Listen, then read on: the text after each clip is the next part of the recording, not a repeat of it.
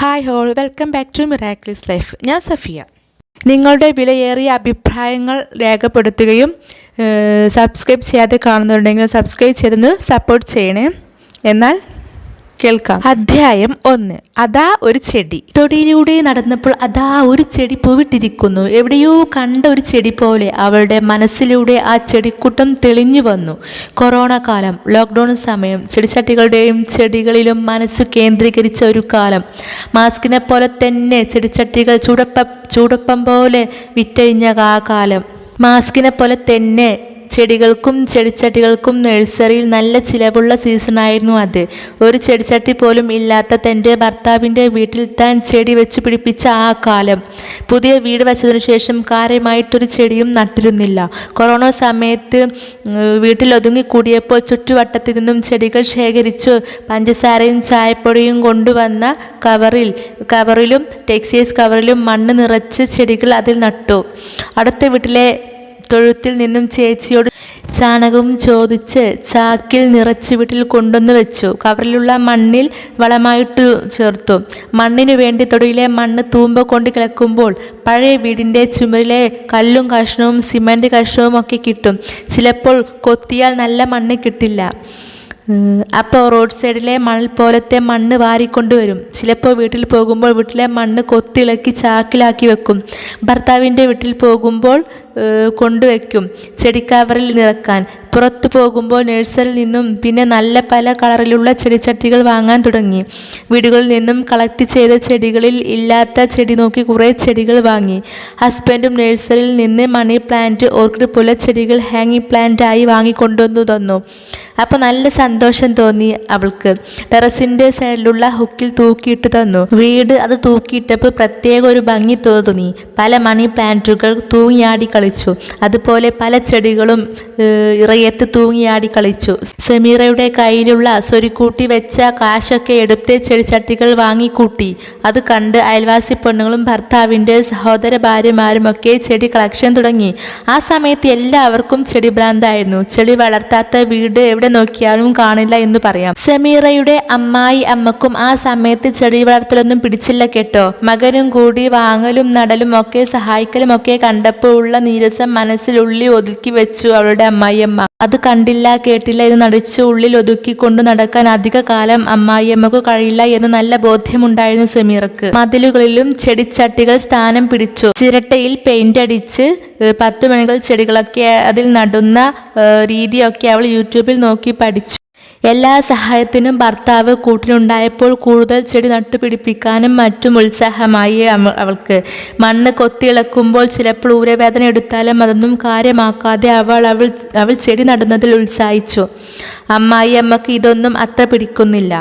ഇടയ്ക്ക് അവളുടെ നേരെ ചൊറിച്ചിലും തുടങ്ങി ഓള് ചെടിയിൽ നിന്ന് കിടന്ന് മറിയാൻ. ആ തൊടിയിലെ പുല്ലൊന്ന് പറിച്ചൂടെ എന്നൊക്കെ പറയും. മുറ്റത്ത് ഇട്ടിരിക്കുന്ന ബേബി മെറ്റൽ നീങ്ങിയതൊക്കെ നീക്കിക്കൂടെ ആ നേരം എന്നൊക്കെ പറഞ്ഞ് പിറുപിറുക്കാൻ തുടങ്ങും. പ്രതീക്ഷിതമായിട്ടാണ് സമീറയുടെ ഭർത്താവിന് ഗൾഫിൽ പോകാൻ വിസ നോക്കുന്നത്. അവരുടെ വിവാഹത്തിൻ്റെ അന്നൊക്കെ അവളുടെ ഭർത്താവ് ഗൾഫിലായിരുന്നു. പിന്നെ 10-15 വർഷങ്ങൾ കഴിഞ്ഞാരെ നാട്ടിൽ ഇനി നിൽക്കാമെന്നും കരുതി നാട്ടിലേക്ക് വന്നു. പക്ഷേ 3-4 വർഷം ആയപ്പോഴേക്കും നാട്ടിൽ ജോലി ചെയ്താൽ ശരിയാവില്ല എന്നും ആ വരുമാനം കൊണ്ട് ജീവിക്കാനും എന്തെങ്കിലും സമ്പാദിക്കാനും കഴിയില്ല എന്ന ബോധ്യം വന്നതിനാലും അവളുടെ ഭർത്താവ് ഗൾഫിലേക്ക് പോകാൻ തീരുമാനിച്ചത്. അങ്ങനെ 3-4 വർഷം നാട്ടിൽ നിന്ന് പിന്നെയും പ്രവാസത്തിലേക്ക്. മകൻ പോയതോടുകൂടി ഉമ്മാൻ്റെ സ്വഭാവവും പുറത്തു വന്നു. പോയ കുറച്ചു മാസങ്ങൾ കഴിഞ്ഞപ്പോൾ ചെടി വളർത്തുന്നതിനെ കുറിച്ച് പറയാൻ തുടങ്ങി. ഹാങ്ങിങ് പ്ലാന്റ് ഉണ്ടായതുകൊണ്ട് അതിലാവും കൊതുക് മുട്ടയിടാൻ തുടങ്ങും. അത് അവിടെ നിന്നും എടുത്തു മാറ്റണം എന്നൊക്കെ പറയുമ്പോൾ അവൾ അത് മൈൻഡാക്കുന്നില്ല. പുറത്ത് ചെടിച്ചട്ടികൾ ഉണ്ടായതും കൊണ്ട് തേരട്ടയും കൊതുകും മറ്റും വരുന്നുണ്ടെന്ന് പറഞ്ഞ് ഒച്ചപ്പാടുണ്ടാക്കാൻ തുടങ്ങും. പാമ്പ് വരുമെന്നൊക്കെ ഓരോ കാരണങ്ങൾ ഉണ്ടാക്കി സമീറുടെ മനസ്സ് മടുപ്പിക്കാൻ നോക്കും. മഴത്തുള്ളി മുഖത്ത് വീണപ്പോഴാണ് ചിന്തയിൽ നിന്ന് അവൾ ഉണർന്നത്. പൂവിട്ട ചെടിയെ നോക്കി ഒന്ന് ചിരിച്ച് നഷ്ടപ്പെട്ടത് എന്തോ തിരിച്ചു കിട്ടിയ പോലെ.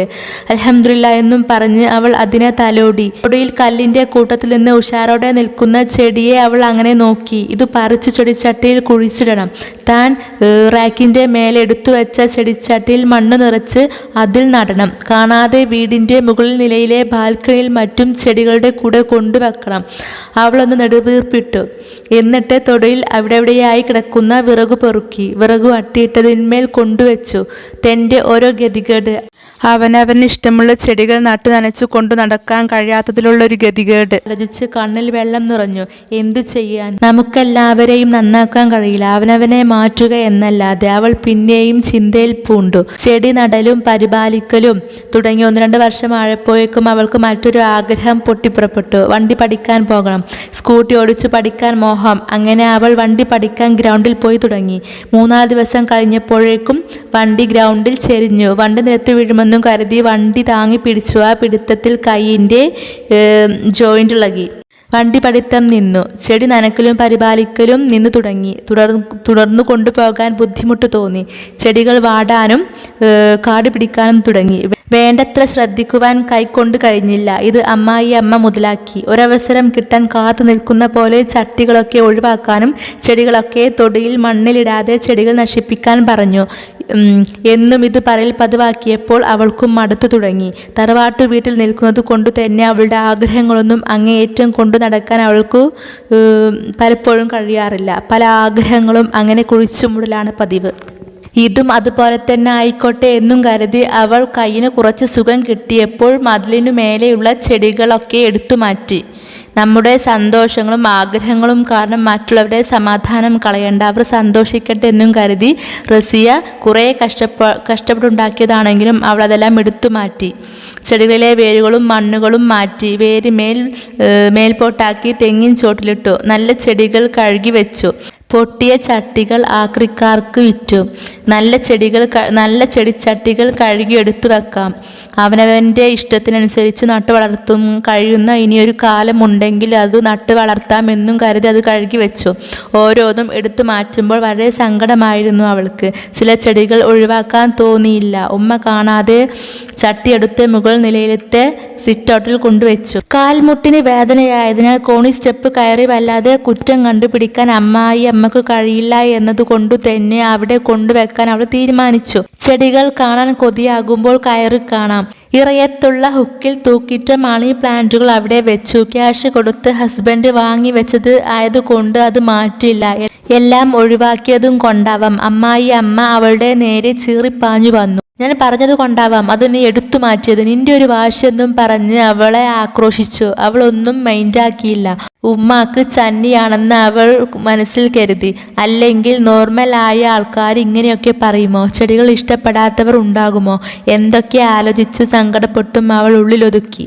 തൻ്റെ വലിയ ആഗ്രഹം തീർന്നല്ലോ. ഇത്രയും ദിവസം എനിക്ക് നട്ടു വളർത്താനും അതിനെ പരിപാലിക്കാനും കഴിഞ്ഞല്ലോ. രാവിലെ എണീക്കുമ്പോൾ അതിൽ വിരിഞ്ഞ പൂക്കളെ കാണുമ്പോഴുള്ള ആ സന്തോഷം പറഞ്ഞറിയിക്കാൻ കഴിയില്ല. ഇനി അതൊന്നും ഉണ്ടാവില്ല. അങ്ങനെയൊരു സന്തോഷം തനിക്കുണ്ടാവില്ല എന്നും കരുതി അവൾ നെടുവീർപ്പിട്ടു. പിന്നെയും അവൾ ചിന്തയിൽ നിന്ന് ഉണർന്നു. ചെടിയെ ഒന്ന് നോക്കി. ഈ ചെടി ഉമ്മാൻ്റെ കണ്ണിൽ പെടാതെ വളർന്നാൽ മതിയായിരുന്നു. അങ്ങനെ വീട്ടിലില്ലാത്തൊരു ദിവസം അത് അവൾ തൊടിയിൽ നിന്നും പറിച്ചു. ചെടിച്ചട്ടിയിൽ കുഴിച്ചിട്ടു. തൻ്റെ കയ്യിലുള്ള ഇപ്പോഴത്തെ കുറച്ചു ചെടികൾക്ക് വെള്ളവും ഒഴിച്ചും കൊടുത്ത് ചെടിച്ചട്ടികളൊക്കെ ഒന്ന് ക്ലീനാക്കി അതിനെയെല്ലാം ഒന്ന് സന്തോഷത്തോടെ നോക്കി. എന്തൊരു ഗതികേട്! തൻ്റെ ഒരു ചെടി! കാതിൽ അമ്മയുടെ അധ്വനി ചെവിയിൽ തുളച്ചു കയറി. തുടരും.